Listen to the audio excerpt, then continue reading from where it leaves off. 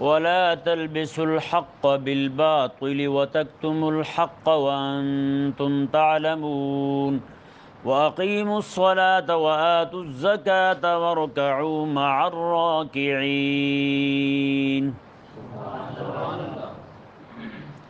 اللہ تبارک و تعالی نے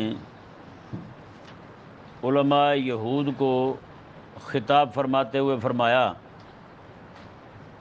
وَلَا تَلْبِسُوا الْحَقَّ بِالْبَاطِلِ وَتَكْتُمُوا الْحَقَّ وَأَنْتُمْ تَعْلَمُونَ کہ تم حق کو باطل کے ساتھ نہ ملاؤ، وَتَكْتُمُوا الْحَقَّ اور حق کو چھپاؤ بھی نہ، وَأَنْتُمْ تَعْلَمُونَ حالانکہ تم جانتے ہو کہ حق چھپانے کی سزا کیا ہوتی ہے۔ یہودیوں کے اپنی کتاب تورات کے احکامات کو چھپانے اور اس میں تبدیلیاں کرنے کے کئی سارے طریقے تھے۔ ایک تو وہ جب بھی کوئی حکم بیان کرتے تھے اس میں کچھ اپنی طرف سے بھی پچر لگا دیتے تھے، یعنی اپنی طرف سے بھی لگا دیتے تھے کچھ نہ کچھ، اور دوسرا جو ہے وہ حق کو چھپا جاتے تھے۔ جیسے آقا علیہ السلام کے اوصاف مبارکہ تھے، ان کو تبدیل کر کے کچھ وہ بیان کر دینے، کچھ اور ملا دینے، جس سے لوگوں پر جو ہے نا حق مشکوک ہو جائے، ایسی کیفیت پیدا کر دینا۔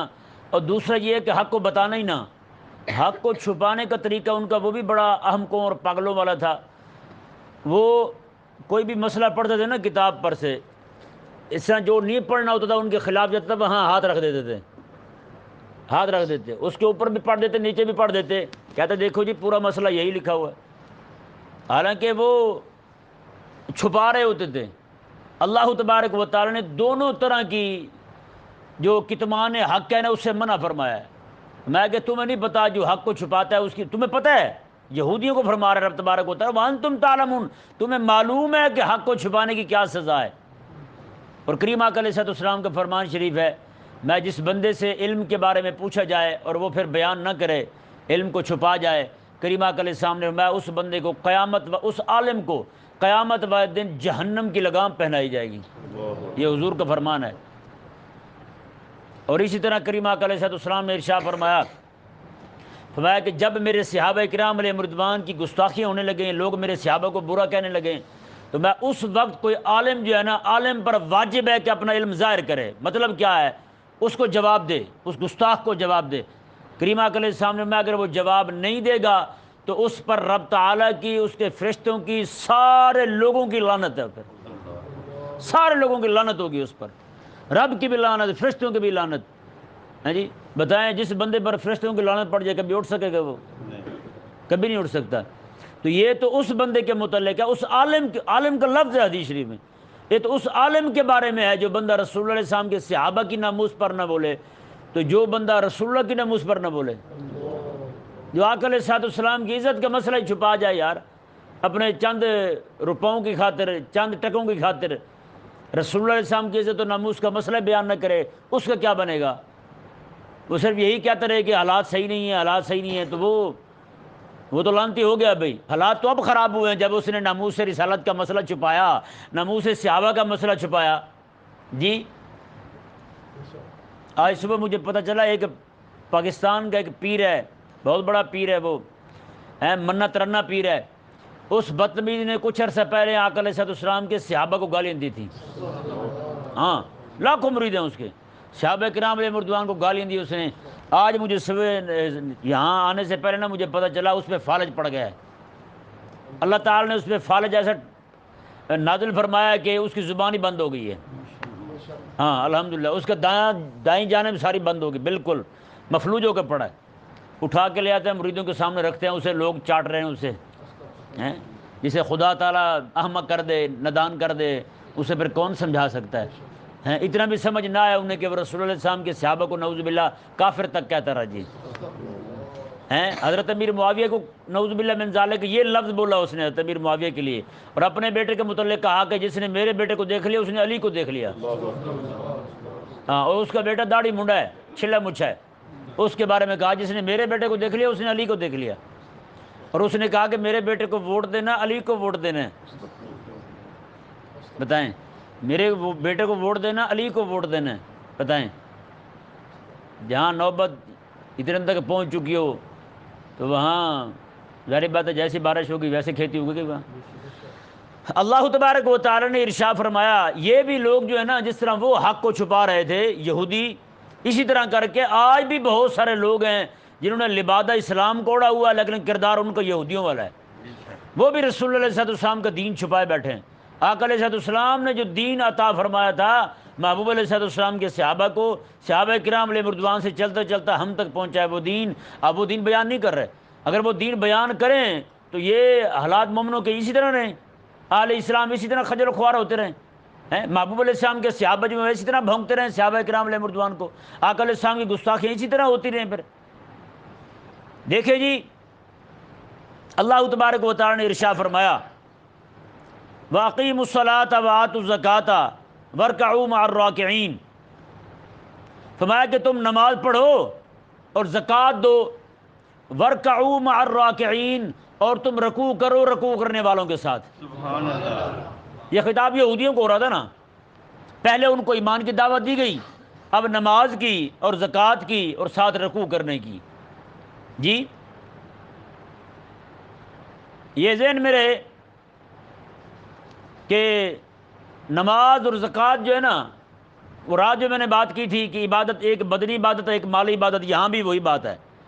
ہیں جی، ایک کہ صرف دو چیزوں کا ذکر کیا. کیا یہودیوں کو صرف دو چیزیں کرنے کا حکم ہے، نماز پڑھیں اور زکوٰۃ دیں بس چھٹی؟ نہیں، یہاں پہ دو چیزیں بیان کی، مراد ساری ہیں. نماز قائم کرو. نماز کون سی عبادت ہے؟ بدنی عبادت ہے، جس کا تعلق صرف بدن کے ساتھ ہے، کوئی پیسہ خرچ نہیں ہوتا اس پہ، ہے یا نہیں؟ اچھا، دوسرا جو ہے وہ زکوٰۃ دو. زکوٰۃ کون سی عبادت ہے؟ مالی عبادت ہے.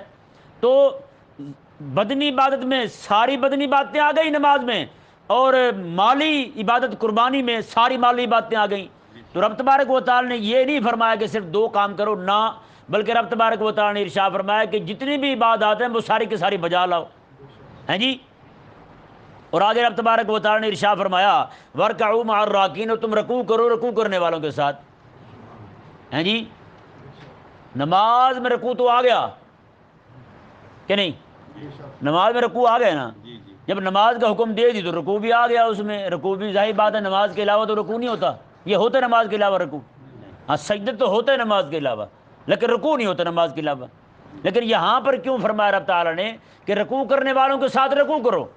مطلب یہ ہے یہودیوں کو فرمایا رب تبارک و تعالیٰ نے تمہارے اندر آ گیا تکبر، حسد نے تمہارا دماغ خراب کر دیا ہے. وَارْكَعُوا مَعَ الرَّاكِعِينَ، میرے محبوب کے صحابہ ان کے دلوں میں عاجزی ہے، تم ان کے ساتھ کھڑے ہو کے رکوع کرو. میرے محبوب علیہ السلام کے صحابہ کی برکت سے تمہارے دل کے اندر بھی عاجزی آ جائے گی.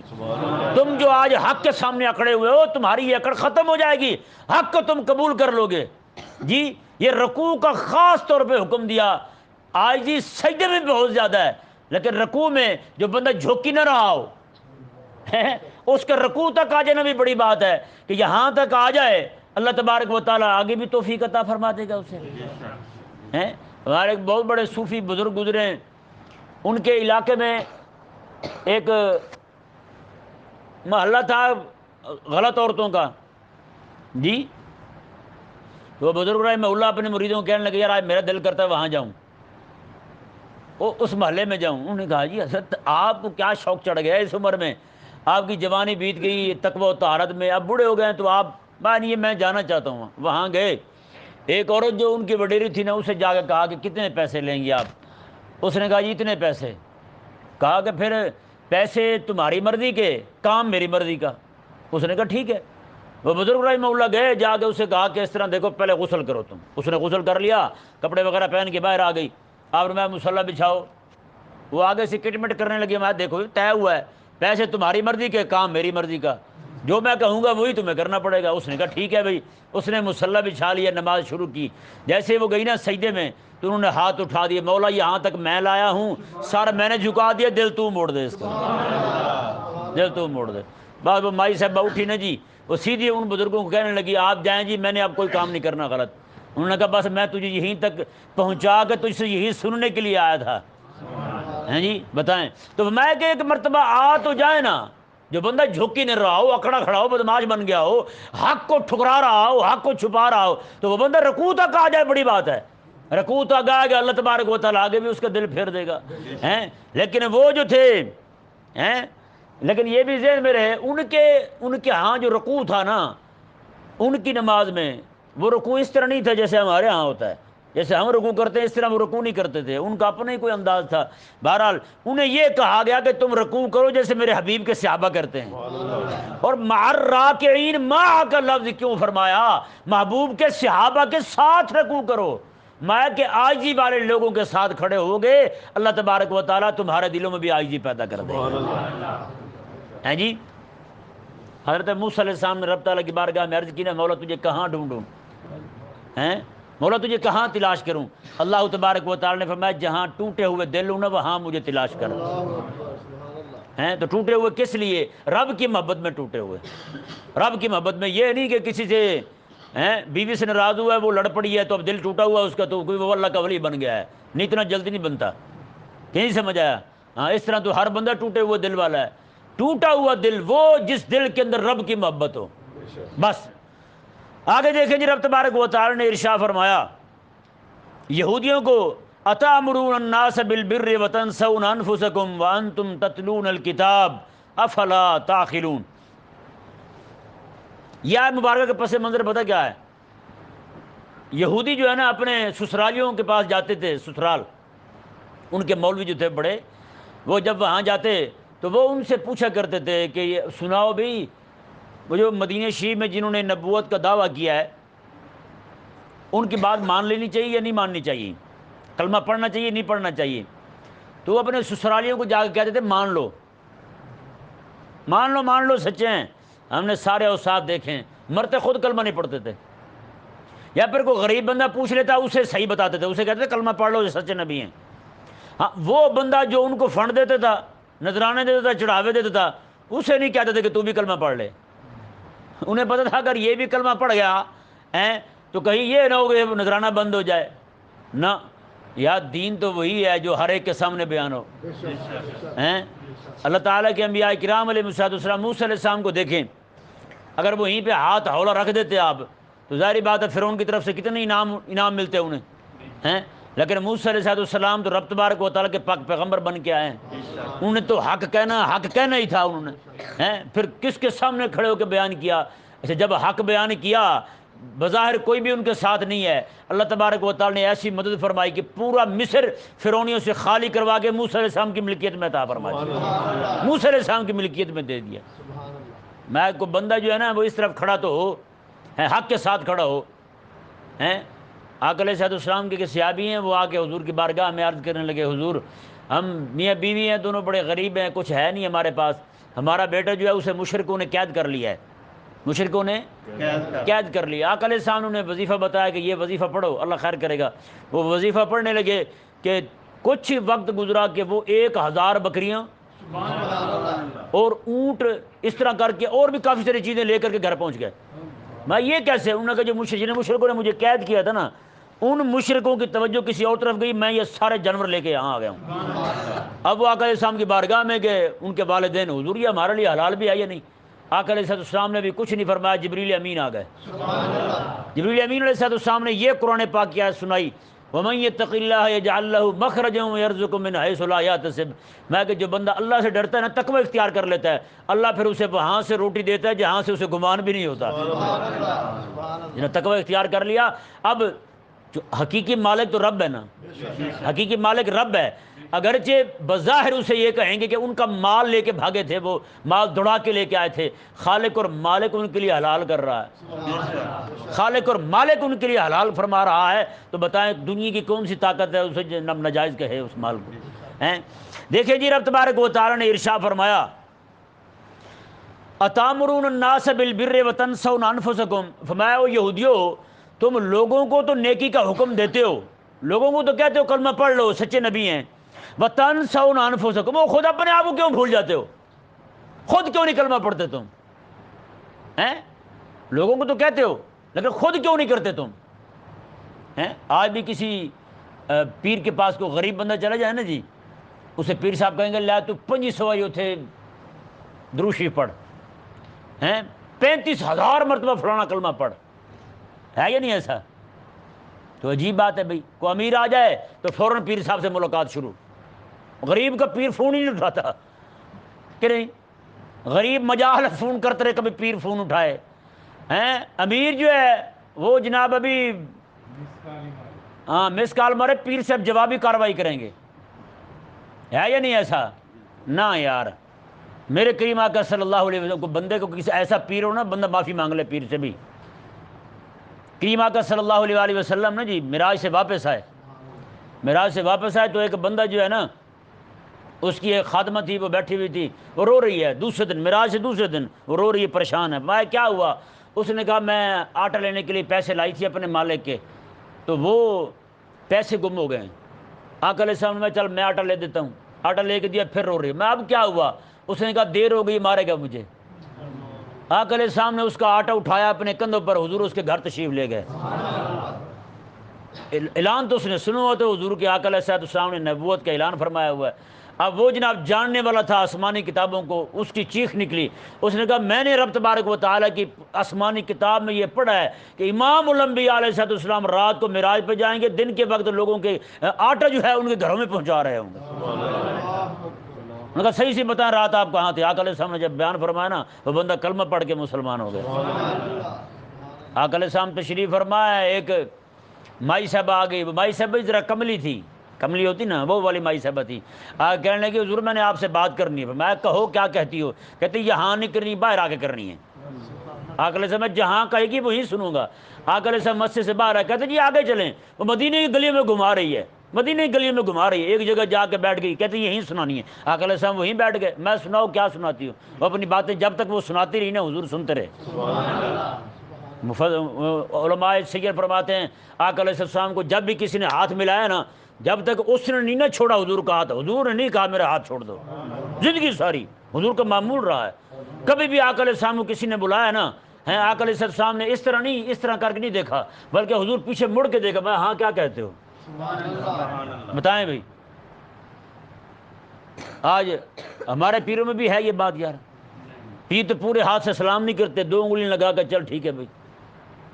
میں نے ایک پیر کو دیکھا وہ جب سلام کرتا ہے مریدوں سے دستانہ چڑھا کے سلام کرتا ہے، کہیں پیر مرید تھوکی نہیں لگا دے مجھے، ہیں وہ مرید بیچارہ تیرا لعاب دہن چاٹنے کو تیار پھرتا ہے، تجھے مرید کا لعاب دہن کیوں چک مارتا ہے بھائی بتا، ہیں تجھے کیا تکلیف دیتا ہے بھائی؟ اور ایک جگہ گئے ہم، پیر صاحب جناب سلام ہی نہیں کر رہے مریدوں کو، اس طرح کھڑے ہیں، سلام ہی نہیں کر رہا پیر یار، پیر سلام ہی نہیں کر رہا بھی، کیوں بھائی؟ کرکونا ہے بھائی۔ بندہ پوچھے بھی کرکونا ہے، تیرا بھی رب کی ذات پہ ایمان نہیں ہے؟ ہیں حضرت عمر رضی اللہ عنہ اس وقت ایک مشہور تھی فلاں بیماری جسے ہو نا، اس بندے کے ساتھ کو بندہ کھانا نہ کھائے، اس کے ساتھ کو بیٹھے نہ، اس کے ساتھ کو بات نہ کرے، کہ وہ بیماری جسے لگ جائے وہ آگے منتقل ہوتی جاتی ہے، وہ متعدی بیماری ہے، بڑھتی جاتی ہے۔ حضرت عمر رضی اللہ عنہ بیٹھے ہیں، کھانے کی پرات پڑی ہوئی ہے، لوگ بیٹھے ہوئے ہیں، ایک بندہ پیچھے بیٹھا، میں تو کوئی نہیں کھاتا، انہوں نے کہا جی مجھے فلاں مسئلہ ہے، یہ لوگ جو ہے نا وہ قرات کریں گے۔ آپ نے اس کا ہاتھ پکڑا، میں لیا لا ہاتھ اپنا کھانے میں اس طرح پھیر دیا پورا ہاتھ، میں چل تو بھی کھا، یہ سارے کھائیں۔ میں ان کو خدا تعالیٰ کی ذات پہ توکل نہیں ہے، کیسی باتیں کرتے ہو تم؟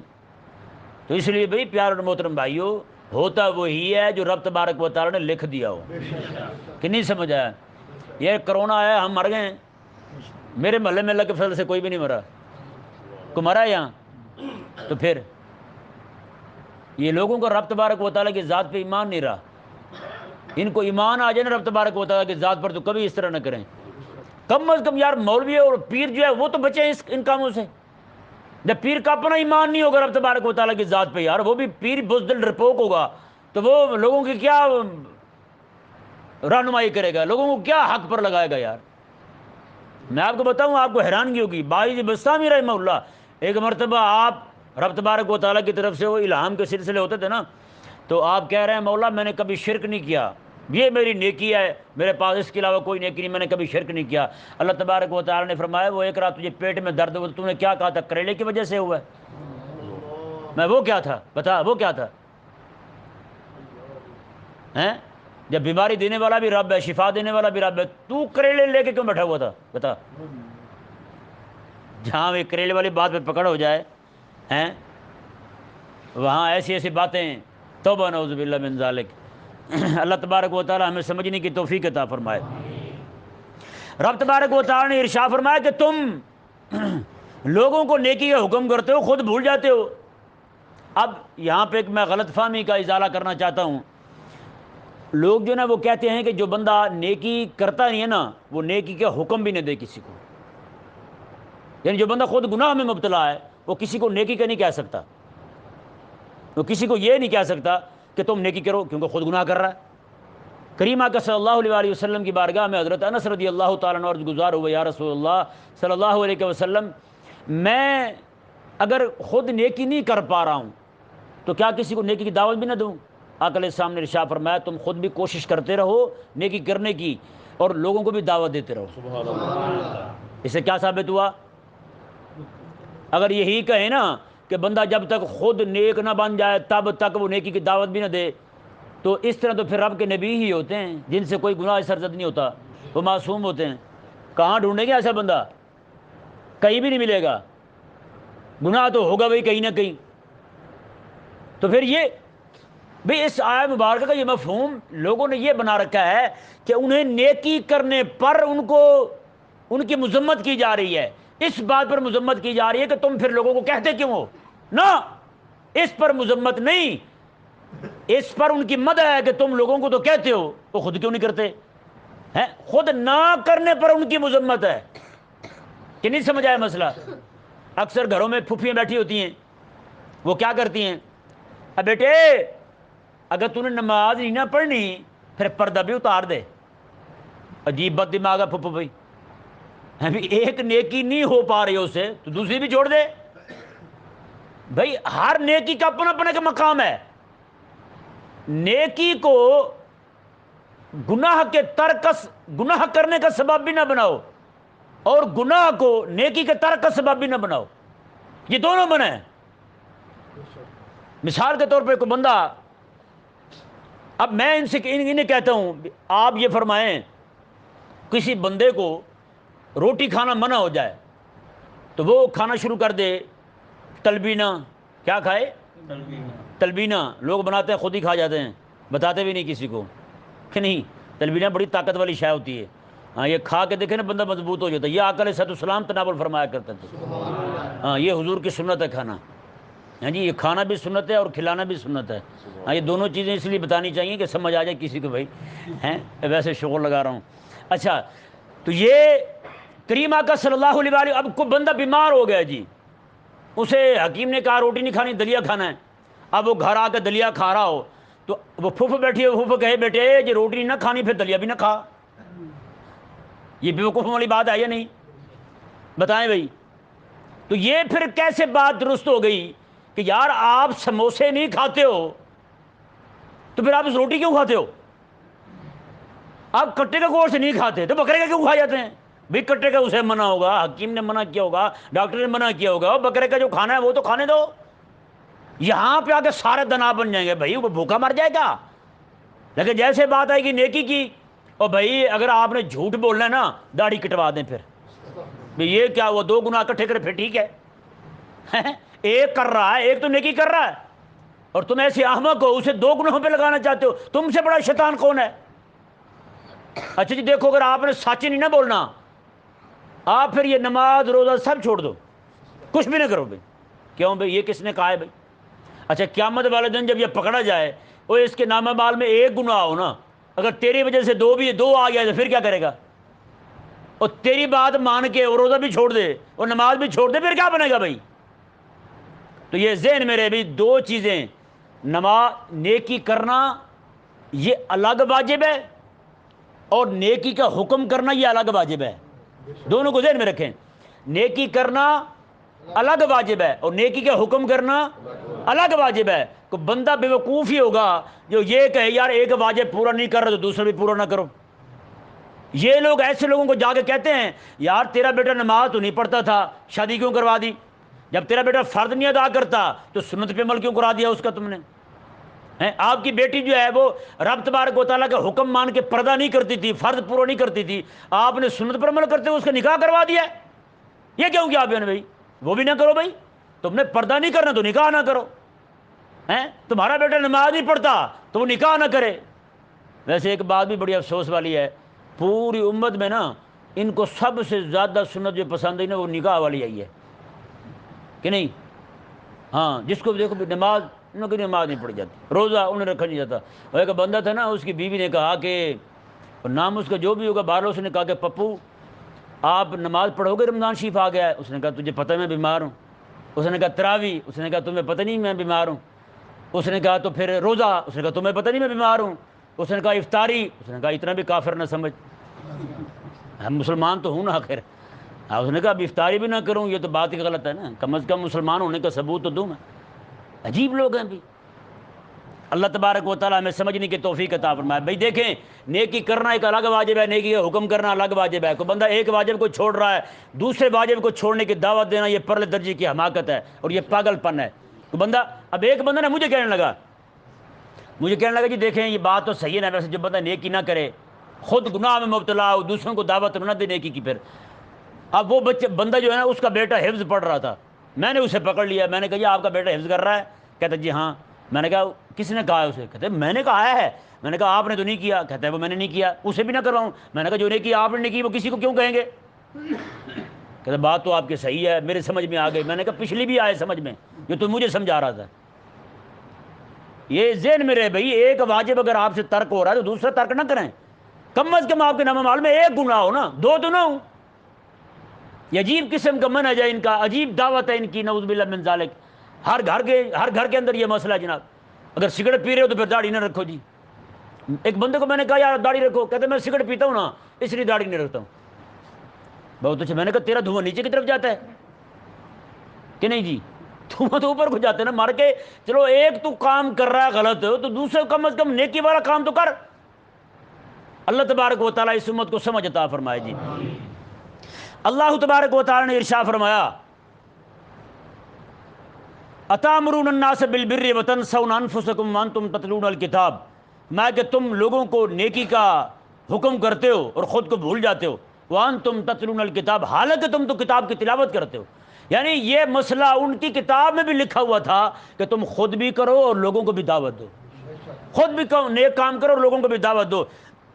آگے اللہ تعالیٰ میں افلا تعقلون، تمہیں عقل نہیں آتی؟ اس سے ثابت کیا ہوا؟ یہودی رسول اللہ علیہ وسلم کا کلمہ پڑھیں گے تو عقل والے ہوں گے، ورنہ نہیں۔ یہودی پاگل ہیں، یہودی پاگل ہیں، یہودی عقل والا نہیں ہے۔ یہ ذہن میں رہے، ہمارے بزرگوں نے یہاں تک لکھا ہے جو یہودیوں کو، کافروں کو عقل والا کہتا ہے وہ بندہ ہی کافر ہے، وہ مسلمان نہیں ہے۔ کیوں؟ جنہیں رب تبارک و تعالیٰ میں تمہیں عقل نہیں آتی۔ عقل کیا ہے؟ رسول اللہ علیہ وسلم کی نبوت کو، ختم نبوت کو ماننا عقل ہے۔ ہاں یہ عقل ہے، یہ فہم ہے، یہ دانائی ہے، یہ سمجھداری ہے۔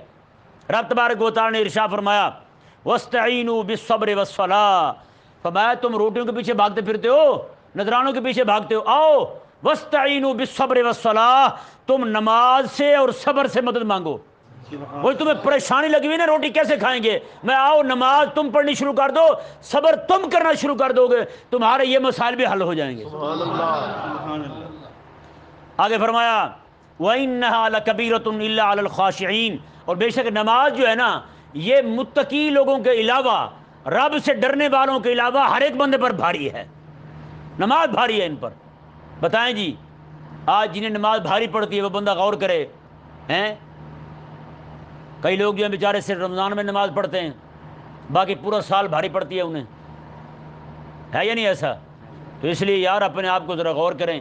یہاں پہ رب تبارک و تعالیٰ نے جو فرمایا نا میں کہ بھاری پڑتی ہے، یہاں پہ بات یہودیوں کی ہو رہی ہے۔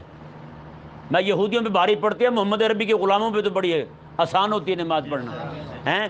اللہ تبارک و تعالیٰ نے ارشاد فرمایا الذین یظنون انہم ملاقو ربہم، میں کہ یہی خشوع والے جو ہیں یہ یقین رکھتے ہیں کہ ان کے رب کے ساتھ ملاقات ہونے والی ہے، رب کی بارگاہ میں پیش ہونے والے ہیں، وَأَنَّهُمْ إِلَيْهِ رَاجِعُونَ، اور یہ اسی کی طرف لوٹنے والے ہیں۔ اللہ تبارک و تعالی ہمیں سمجھنے کی توفیق عطا فرمائے۔